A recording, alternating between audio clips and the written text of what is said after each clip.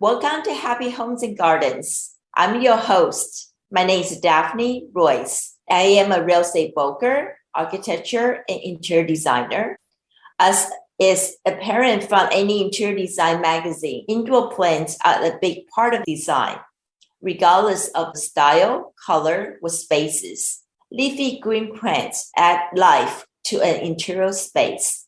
Fresh cut flowers are also great to add colors to a room, but they are short-lived and generally last about a week.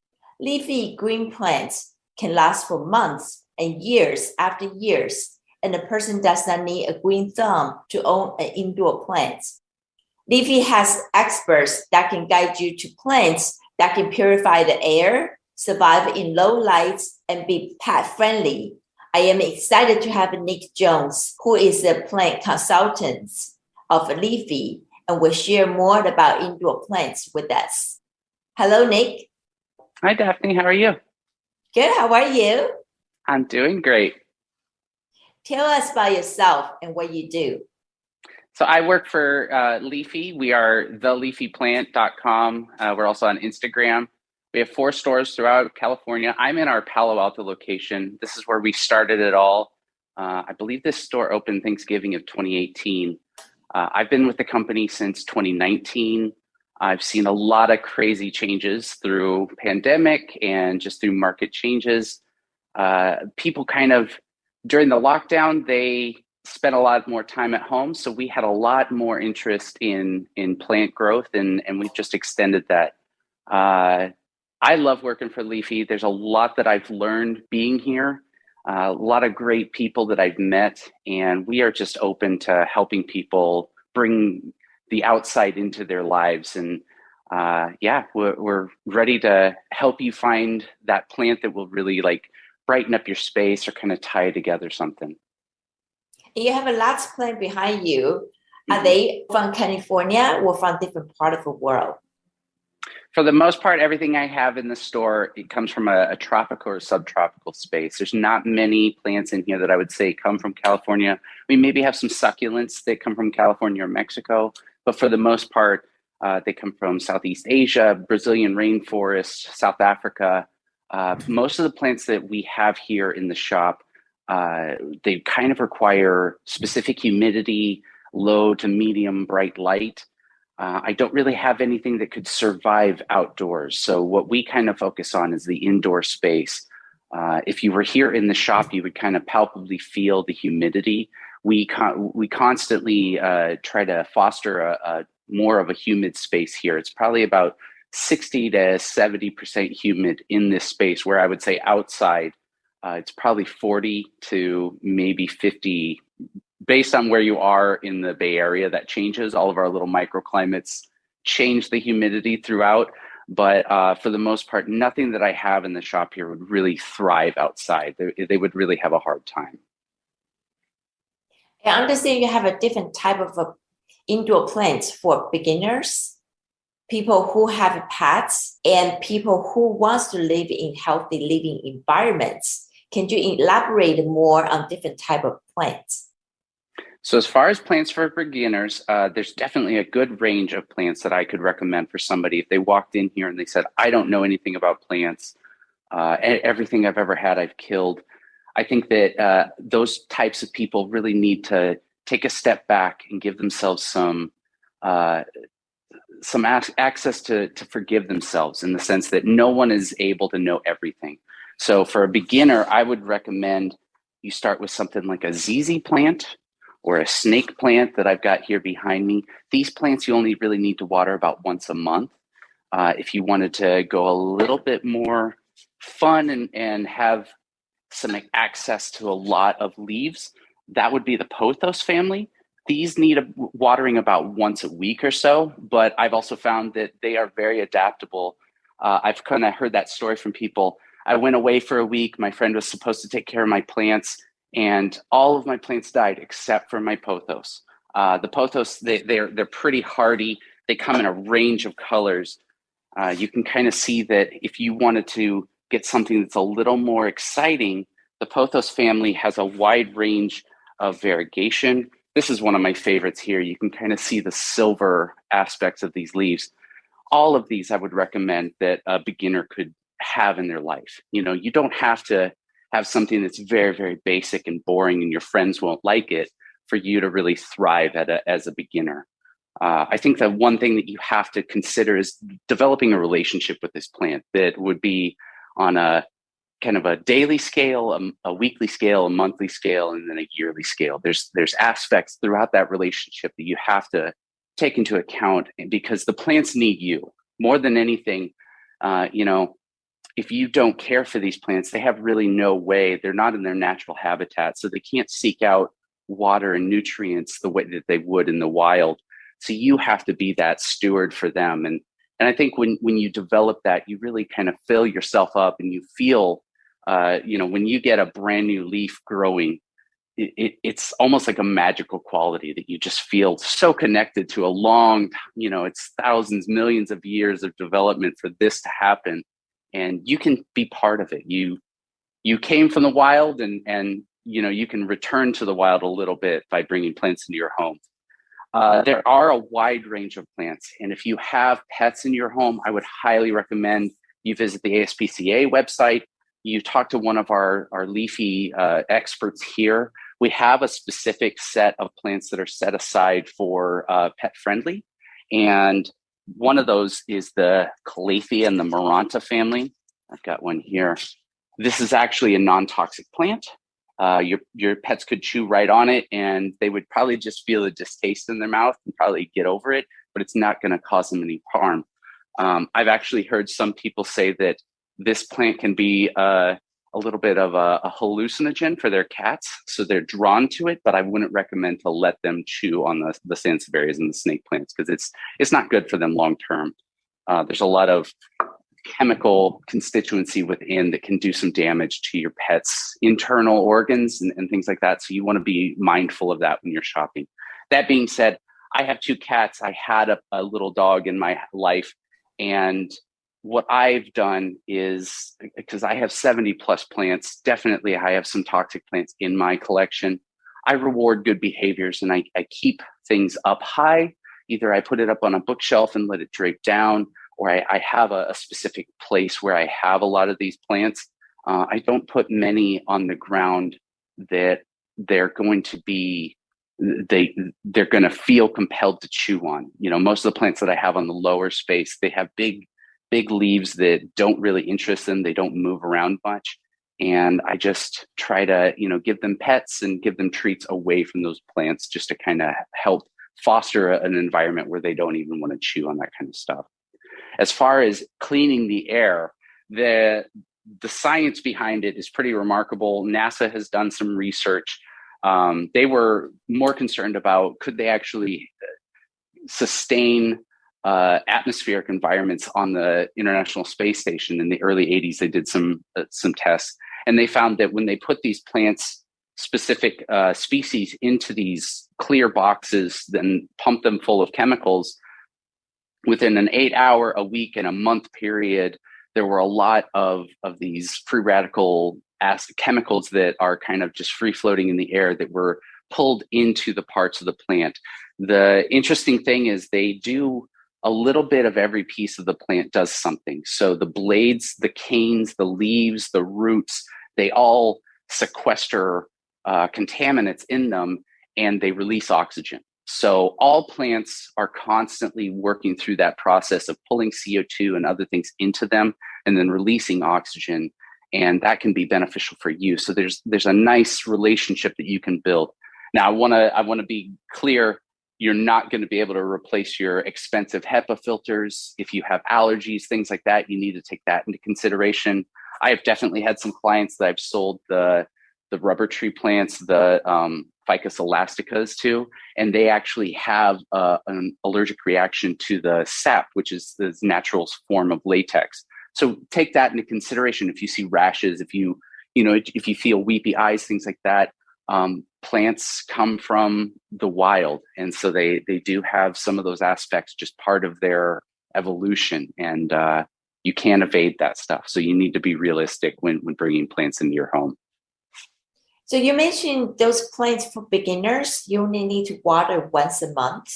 Are they considered of a drought tolerance plant?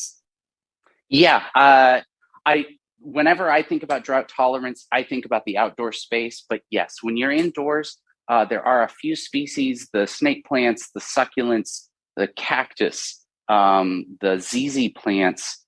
There are a few others that are escaping me right now, but those are about a once a month water. And if you ask our team here, they will definitely help you fill in that. But the amazing thing is in the era that we live in, there is an abundance of information on the internet that you can take a photo of a plant and have AI tell you what that plant is, where it comes from, what its needs are. There are communities online that will hone into very specific plants. There are a full range of ways that you can be connected into this and learn a lot as a beginner.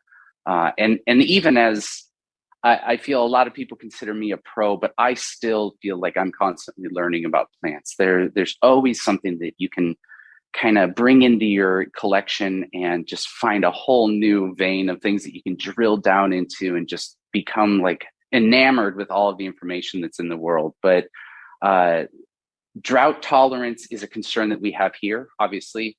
You can definitely consider other ways to water. You could, like, if you cooked pasta and you had water left over from that pasta, you could save it in a very specific area and let it cool down and then use that to water your plants if you were considering drought issues.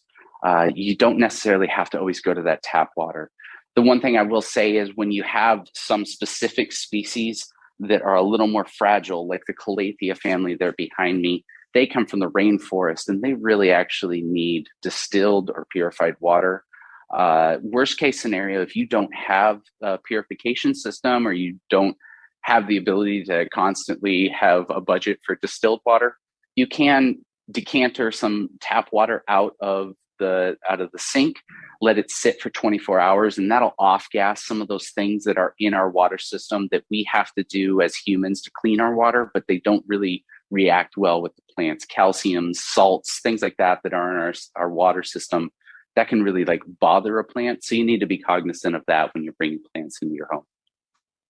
And I heard, I'm not sure how true that is, the grease from the food actually not good for the plants. So you shouldn't water your plants in the kitchen sink. The grease can cause some problems. There's like fatty acids, proteins, and things like that they don't really respond well to. The kitchen sink, some plants like the pothos family here, I feel like you could literally take this plant out into the front yard and water it with your watering hose, and it would survive and thrive and be happy. This plant comes from Mexico. She wants to climb a jungle tree.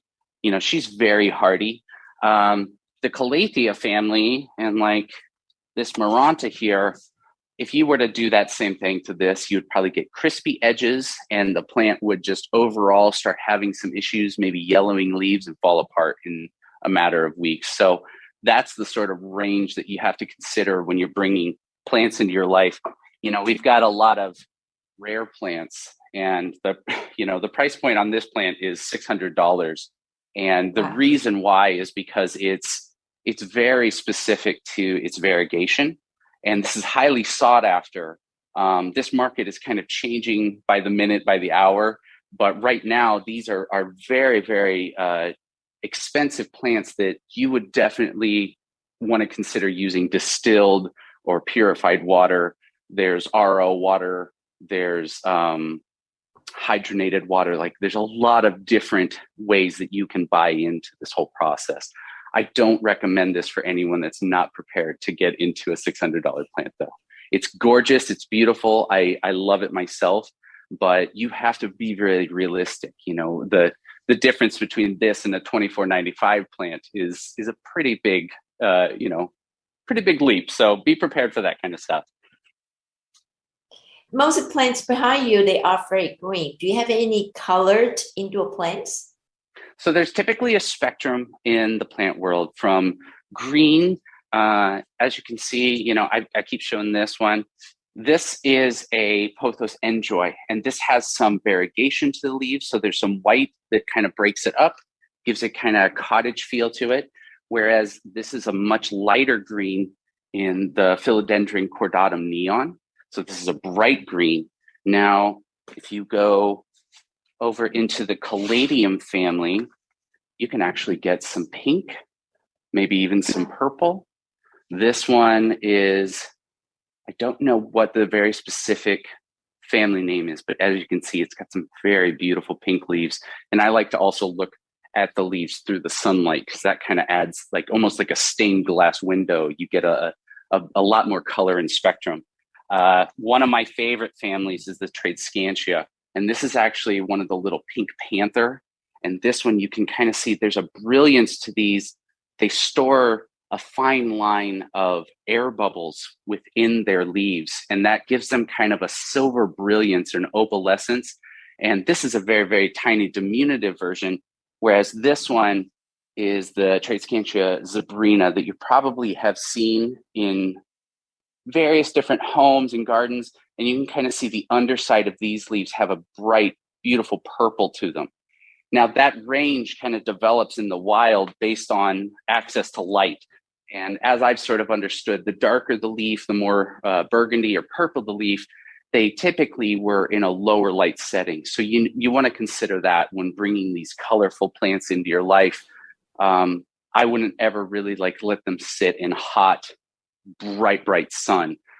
Here in the shop, we've only really got 2 big plate glass windows in the front of the shop. And we only really get direct sun late in the day, and it's only for a short period of time. So a lot of the plants that need that full sun are at the front of the shop. They also tend to be bigger. For a little more color, I'll also show this one here.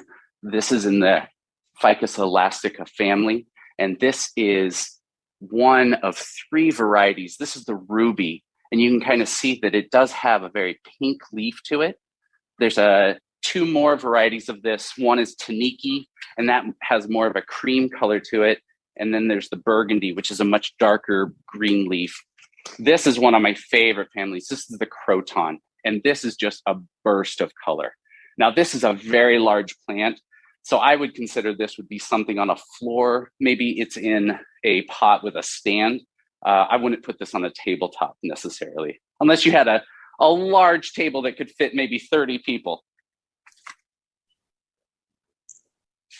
Okay, now you bring to the questions, how hard to carry an indoor plant? Can you tell us about pots, soil, light, and water? So there's 3 things that you always want to consider when bringing a plant into your life.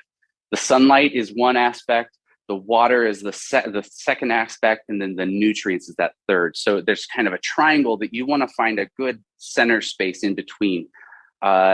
Typically when somebody comes in here and they don't have photos of their space, I'll say to them, is your space that you want to put this plant in, can you turn all of the electric lights off and read a book in that space? That to me says that you have bright indirect light. It's the words on the page should be still legible, and you shouldn't be squinting to see what's on there. That typically is enough light for most plants to be okay, unless they really specifically, like that Ficus elastica that I showed you, they really need 6 to 8 hours of good bright sun. So I would get them closer to a window space. But even here, you can see in the time that we've been on camera, the light has definitely changed. The sun is always moving. So you've got to take that into consideration too. I like to recommend that if you have the time, kind of just on a Saturday, just the place that you want to put a plant, just stay there, take some photos, maybe get a cup of coffee, watch your shows, read a book, and just kind of observe through the day where that sunlight changes and that ball of light throughout your whole space changes. The other thing I did want to tell you about nutrients, I like to recommend to go organic as possible. These are all going to be in your indoor space. You don't want anything that's really toxic to you or your family, even in your nutrients. There's kind of a couple of different ways to derive nutrients from the processes that are in the world. One is petroleum and one is organic. And I recommend more organic. This product here that we have is actually made from natural seaweed. It's 1 drop to about a cup of water. I have 70 plus plants in my home. So for me, I take for 1 gallon of water, it takes about 16 of these drops a week. And this is a very light nutrient. There are some other products on the market that you could get that you just really need to read the instructions. There's dry and there's liquid. And I like to go with liquid because it's a little bit easier to get it throughout the whole plant and not have a lot of burning. You want to be considerate. Too much is not always a good thing. I always like to go a little bit slow and low with my nutrient and just develop it over time.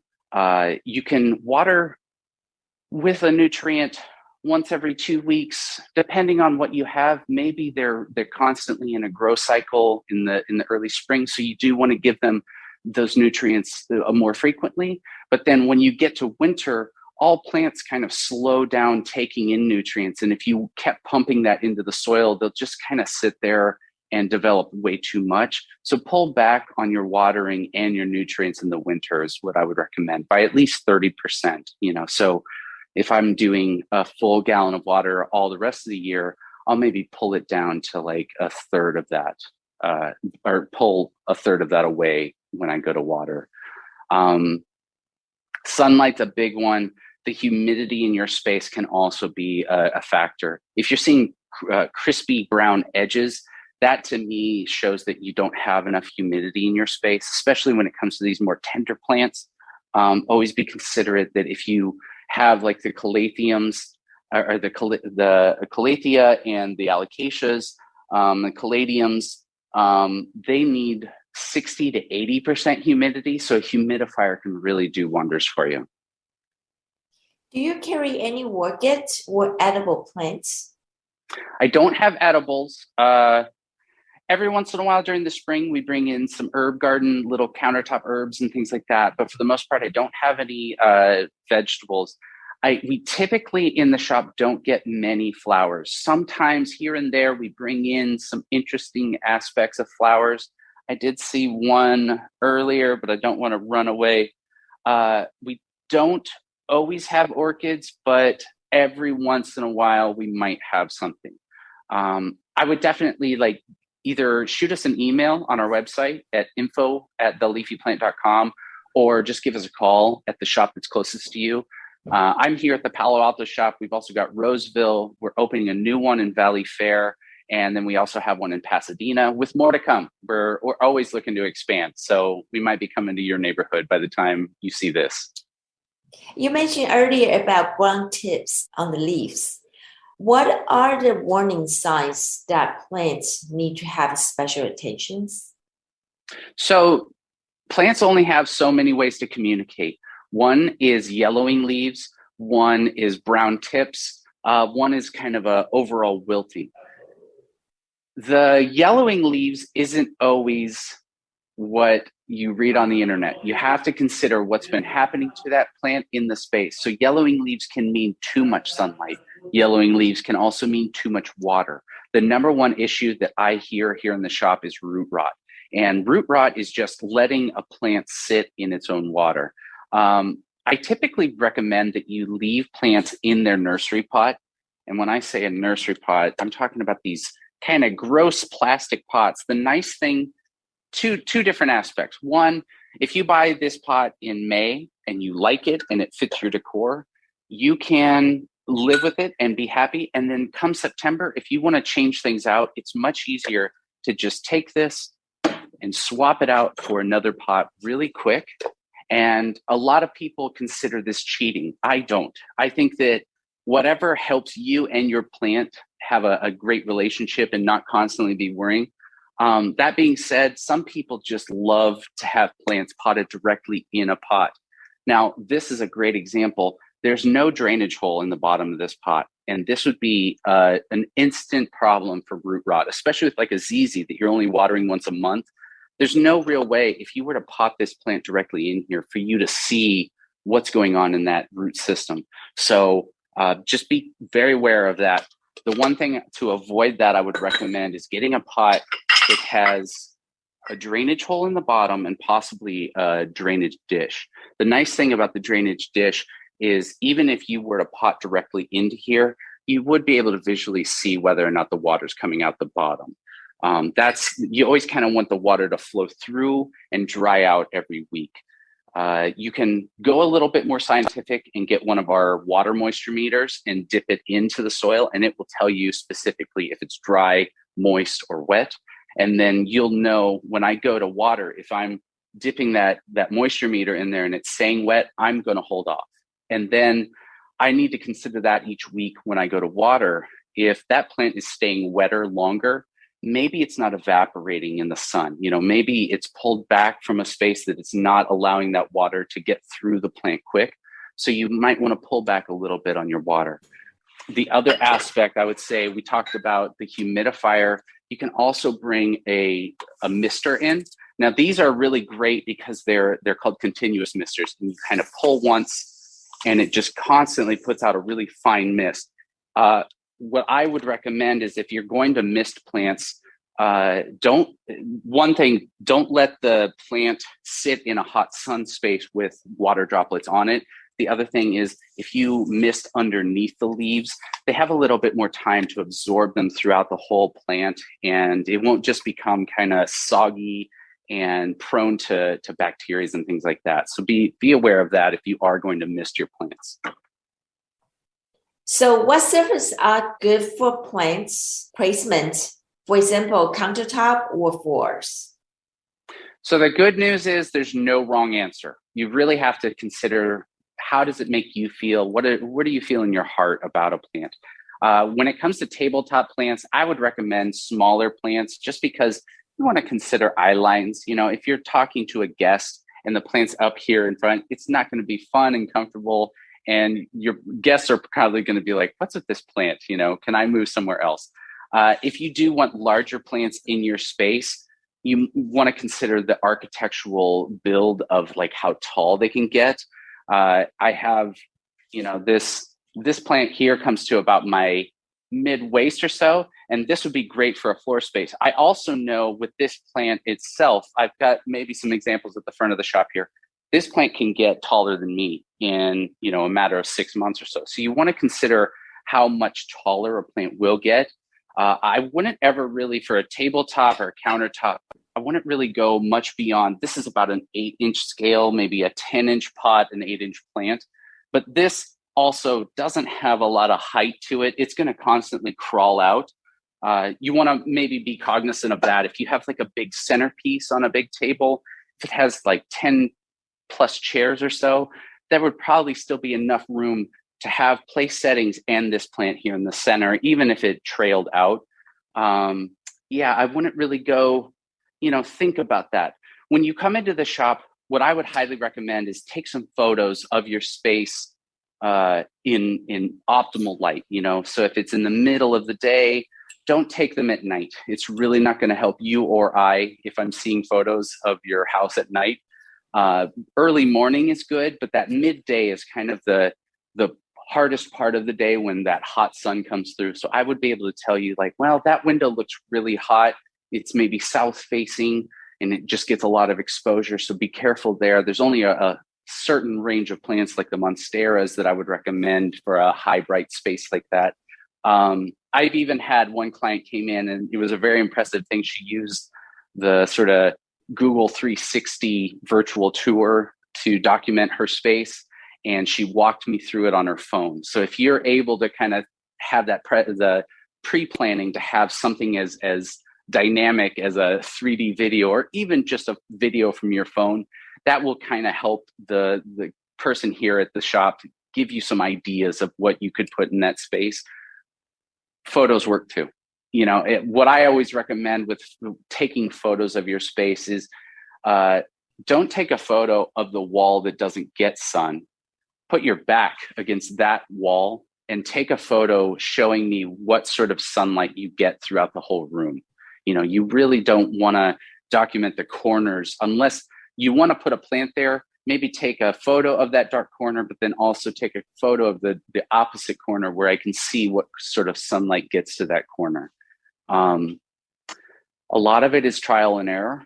And as much as I can tell you here in the shop, sight unseen, without actually being on site with your place, every single plant and every different space is a case by case. So you have to really consider if a plant isn't doing well in a space, either look up online and say, what does this plant need? And they might tell you, you need to get it more sun, more water, less water, more humidity, things like that. There are ways to kind of do some course correcting. I want to tell all of your entire group of people watching this, have patience with yourself. Don't beat yourself up if you don't do it the first time. I found that failure is an amazing teacher. And if you really want to plant in your life, you can learn how to keep it happy and healthy. There are ways. Have confidence in yourself. No one is born with all the information in the world. So you do have to take steps and learn. But I find if you start with some of these, the pothos, the snake plants, the ZZ plants, even the monsteras, I've found are great teachers to help you kind of get incremental steps to feel a little bit better about yourself. I don't really believe in the green thumb. I think that that's kind of a misnomer that we've let ourselves believe that I'm not part of this exclusive group, but I'm here to tell you that anybody can have plants in their life. It's something that you have to develop a relationship and get that muscle memory of understanding, but you can do it. Anybody can do it. The placement of plants is really up to you. There's no right or wrong way unless you feel that it's right or wrong. You know, if it's interrupting your flow, if you can't just spread your arm the way that you want to, maybe consider putting into the corners of your space. If you do want to have something specifically in the center of your tabletop, just consider, all the daily traffic. If you have kids in your life, if you have pets, things like that. I always try to say people first, plants second.